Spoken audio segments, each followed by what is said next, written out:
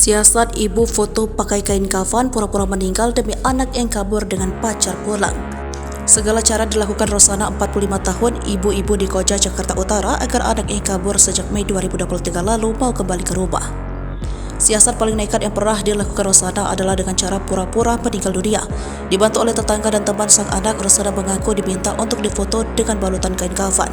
Foto itu kemudian dikirim ke anak Rosana Ajeng yang kabur dari rumah bersama kekasihnya. Aksi nekat yang dilakukan Rosana itu semata-mata hanya ingin anaknya kembali ke rumah.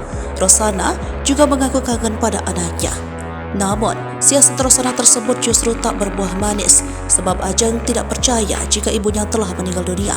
Tak berhenti sampai di situ, Rosana juga sempat berpura-pura jadi pemulung agar menarik simpati putrinya.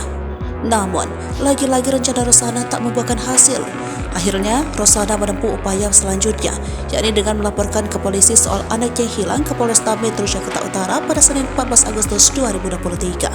"Saya harap polisi bantu saya untuk memulangkan anak saya," kata Rosana Jumat 18 Agustus 2023.